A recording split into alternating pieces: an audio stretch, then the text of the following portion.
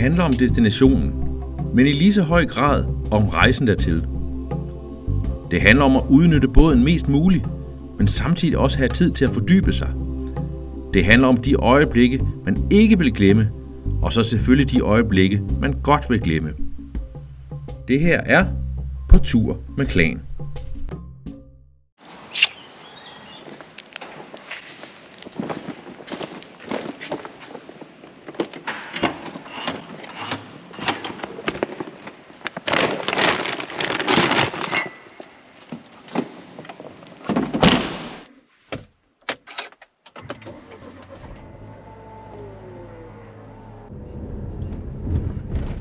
Det er blevet weekend, og den her weekend, der skal jeg ikke ud og sejle med Sascha og Klaas.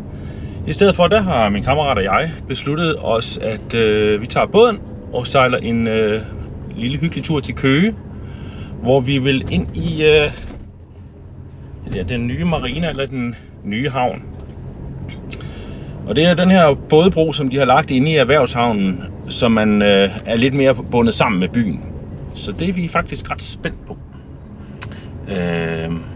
Hvordan det bliver.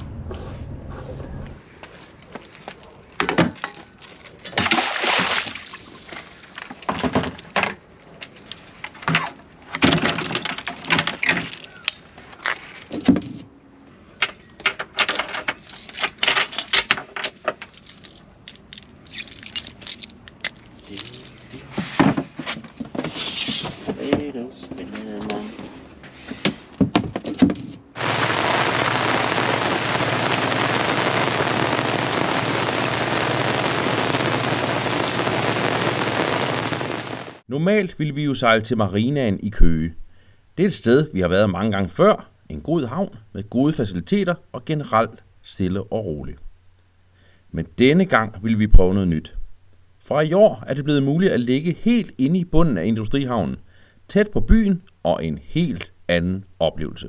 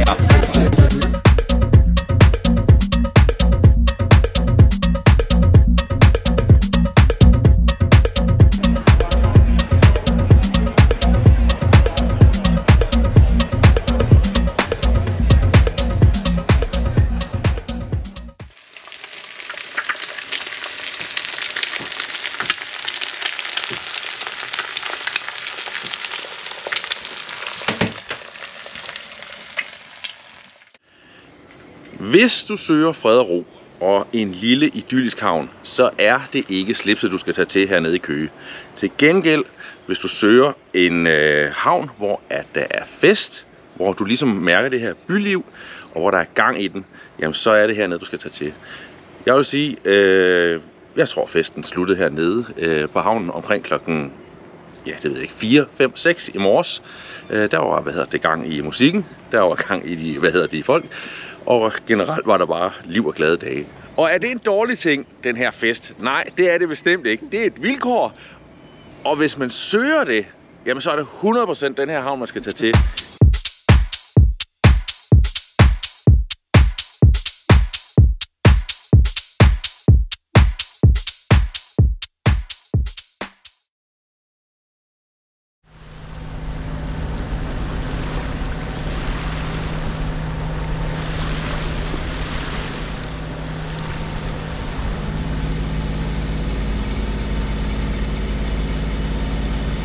Jeg vil våge at påstå, at i mange henseender, der er det lettere at lægge sig for anker, end det er at lægge til i en havn. Det er klart, at vi får ikke noget strøm her, eller vand, eller kan gå, ind og gå i bad og sådan noget. Men det med at lægge sig for anker, det er altså væsentligt nemmere. For at finde det her sted, hvor man skal ligge, så skal man ind og kigge på, for det første skal du kigge på vejret. Hvordan er vindretningen? Hvordan bliver vindretningen? Du skal også kigge på bølger. Hvordan forventer vi, at kommer der noget sø derinde? Og kan vi finde noget læ? Derudover så skal du ind i et søkort kigge på, hvad for noget, altså hvordan er bundforholdene? Altså hvad for en type bund er det? Er det noget, vi kan få vores anker til at hugge fast i? Og derudover med dybderne, så du kan se efter, hvor langt kan vi egentlig komme ind? Fordi man vil jo gerne så tæt på land som overhovedet muligt. Når alt det her så er klaret, og man har fundet ud af, at det er her, jeg vil være, så sejler man bare stille og roligt ind. Og så finder man det sted, hvor man vil ligge. Og det skal jeg nok vise jer. Så er vi på det aller sidste opløb imod vores ankerplads. Vi har sat en position i kortet, som Sasha, hun styrer sådan nogenlunde imod. Og så tøffer vi stille og roligt ind, og så finder vi ud af cirka, hvor vi vil ligge. Vi kigger jo også lidt i forhold til, om der ligger andre. Vi behøver ikke at ligge fuldstændig oven i hinanden. Men det er klart, at der hvor vi... Altså, de gode ankerpladser, jamen, der vil folk klumpe sig lidt sammen, ikke? Men man behøver ikke at ligge helt lige oven i hinanden. Det næste projekt er at komme ind, hvor at dybden den passer. Og jeg tror, vi går efter en dybde, der hedder måske 3,5 til 4 meter. Så skal vi have, noget anker ud, og der siger man, normalt der siger man, når man har kørt ren kæde, så siger man, hvis der er 1 meter, så skal du have 1 til 3. Hvis der er 1 meter dybt, så skal du have 3 meter kæde ud. Men jeg plejer altid at lægge 1 til 5 ud, fordi så er jeg helt sikker, hvis der kommer en byge, jamen, så har vi masser af gribefald eller gribekraft. Så nu er jeg, det næste, det er, hvor jeg går og kommunikerer med Sasha om, hvor det er, at vi skal ligge hen, og hvor dybt det er. Så spørger jeg hende sådan løbende. Og hvor dybt er der? Der er 5,4 her.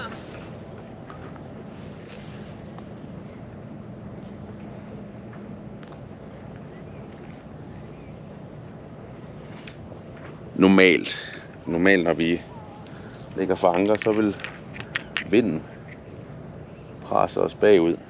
Bare neutral her. Men i dag er der slet ikke nogen vind. Vi bliver lige nødt til at bruge motoren til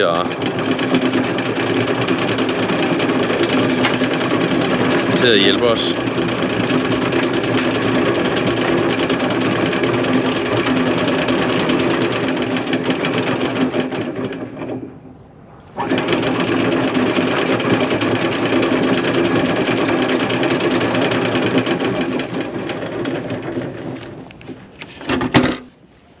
Godt, så sæt den i gear bak. Gear bak.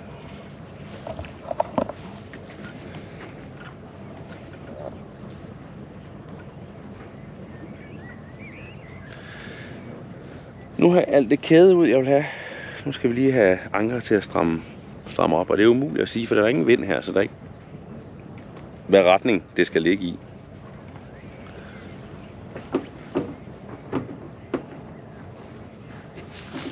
Prøv at give en lille smule mere gas.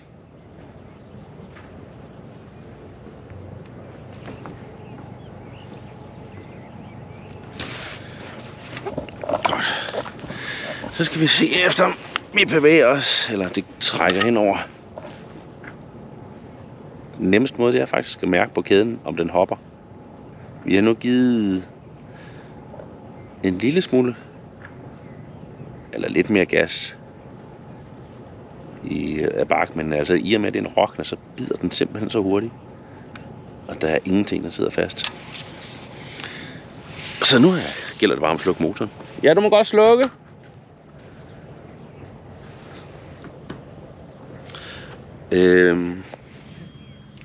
Og så ligger vi her. 20 meter kæde ude. Og så, kommer jeg til at bruge lidt mere lige om lidt.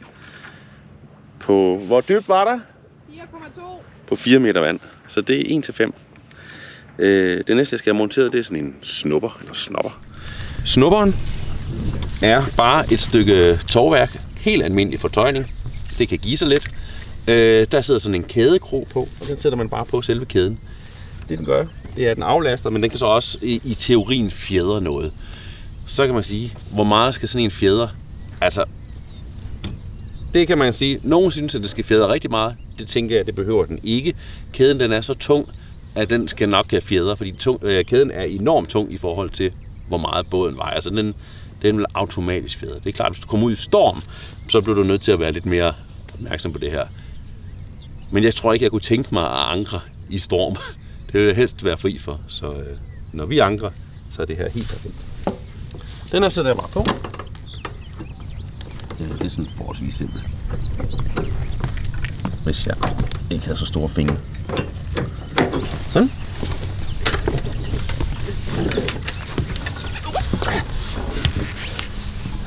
Og så skal den bare på klampen. Og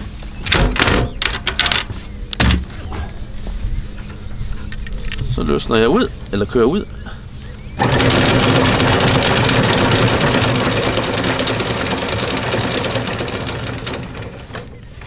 Indtil jeg kan se, at du hænger kæden i den her, og ikke i, ja, det man kan sige, at indtil snupperen bærer vægten af kæden. Og så vil der nogen spørge, hvorfor er det, jeg ikke har den her i hånden, eller rundt om halsen. Det er simpelthen ren erfaringsmæssigt. Jeg har haft den rundt om halsen, men så når jeg står hernede og arbejder, så kommer jeg altid til at sætte mig på den, og så begynder jeg, kæden at køre ud. Og jeg vil helst ikke have mine fingre i nærheden af det, når det sker. Så derfor har jeg ligesom fundet ud af, at det er bedre, at den ligger sådan lidt af vejen, og så kan jeg gå hen og arbejde med det bagefter.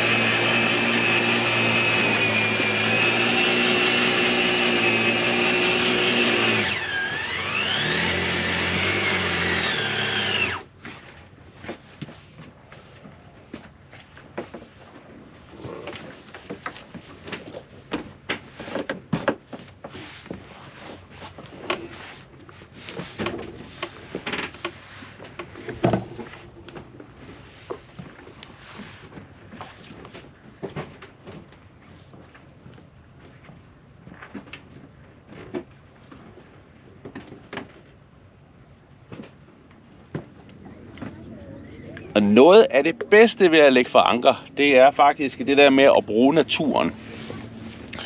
Og når vi kan og har mulighed for det, og det kan lade sig gøre, jamen så tager vi ind til stranden, og så laver vi bål. Og så spiser vi simpelthen snobrød til aftensmad. Det er så hyggeligt, så hyggeligt. Men det kræver bare, at tingene det flasker sig. Og lige nu, der sidder jeg her i solskin, og det er stille vejr. Og vi skal heldigvis den her vej. Men hvis man kigger, jeg ved ikke, om man kan se det i kameraet. Så herover bag ved mig, der er der fuldstændig mørkt. Det er, noget tordenvejr, som ligger heldigvis noget vest for os. Men vi satser ikke på, at vi bliver ramt af noget, så lige forløbet. Vi holder lidt øje med det. Smager den godt? Far.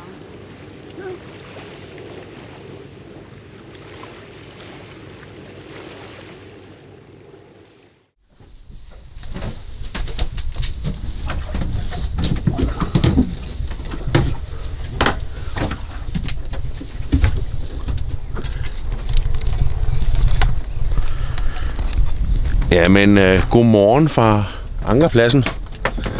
Det har jo egentlig været en stille nat, sådan rent vindmæssigt. Vinden den har drejet hele vejen rundt om os. Så indimellem, ja, så man kan sige, ja, vi drejede 360 grader flere gange i løbet af natten. Nogle gange så har der været lidt mere vind, og nogle gange har der været slet ingen vind. Nu er vi vågnet på en ankerplads, hvor der er sådan lidt en forvirrende sø, så lige nu kommer søen faktisk ind agterfra, selvom vinden kommer ind forfra. Men der er ikke ret meget vind, og det er varmt. Selve båden, jamen det ser ud som, altså vi har prøvet at rydde lidt op, men i bund og grund har vi bare smidt tingene ind. Og det er jo så det, vi skal til at lave i dag. Og hvad kan man så egentlig lave på sådan en ankerplads her? Jamen det hele, det gælder om at finde den her ro. Det er super populært at tage ud og ligge i shelter. Og jeg fornemmer, at det her med at ligge på en ankerplads, det er lidt derhen af. Bare noget mere luksus. Altså vi har bad og toilet og vand og alting med i den her, campingvogn på havet. Så det er nok det, vi søger. Det er den her ro ude på ankerpladsen. Den her en lille smule, primitivt, men dog vil vi gerne have nogle bekvemmeligheder. Og hvad kan man få dagen til at gå med? Jamen altså tydeligvis, bare ligge, sidde og dangdere. Reelt kunne vi også bade.